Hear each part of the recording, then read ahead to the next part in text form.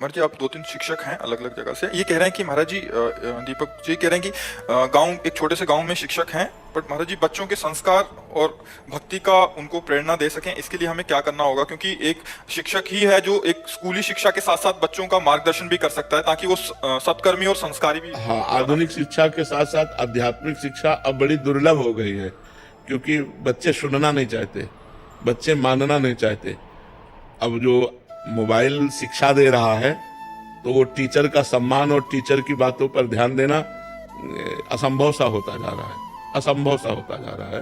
तो हमें लगता है कि अगर हम बच्चों को प्यार से, जो समझना चाहें, जो ना समझना चाहे उनकी बात तो अलग है, जो समझना चाहें तो बड़े महापुरुषों के चरित्र सुनाने चाहिए।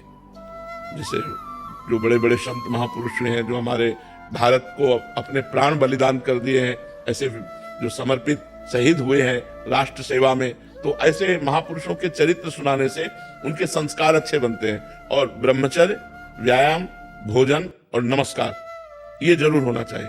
अपने बड़ों को नमस्कार करना, पूज्य जनों के चरण छूना, ब्रह्मचर्य से रहना और भोजन पवित्र पाना और व्यायाम करना। अगर ये आ जाए तो आध्यात्मिकता उनमें आने लगेगी। और 5 मिनट ही सही, अगर नाम जप की प्रेरणा मिले, ये 5 मिनट ही सही। तो देखो, स्कूलों में तो प्रायः भागवतिक प्रार्थनाएं करवाई ही जाती हैं। हाँ, आज भी करवाई जाती है। हम लोग पहले हे प्रभु आनंद दाता ज्ञान हमको दीजिए, शीघ्र सारे दुर्गुणों को दूर हमसे कीजिए, लीजिए हमको शरण में हम सदाचारी बने, ब्रह्मचारी धर्म रक्षक वीर व्रत। कितना बढ़िया है ये प्रार्थना, कितनी बढ़िया है। हम लोगों को पहले प्रार्थनाएं करवाई जाती थी। तो प्रार्थना है, कुछ वीर महापुरुषों के चरित्र हैं, बड़े महापुरुषों के चरित्र है, और दिनचर्या का संयम।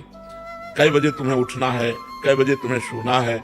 अब ये मोबाइल ऐसा हो गया है कि बच्चे अधिक समय मोबाइल में रात्रि में व्यतीत करते हैं और दिन में सुबह तक, सूर्योदय तक सोते हैं। तो कोई उनकी मांगलिक दिनचर्या प्रातः काल वाली हो ही नहीं पाती है।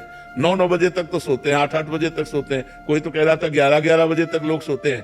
अब क्या है, जीवन ही व्यर्थ हो रहा है। जब ब्रह्म मुहूर्त में उठना नहीं है तो जीवन ही व्यर्थ हो रहा है, जीवन व्यर्थ हो रहा है।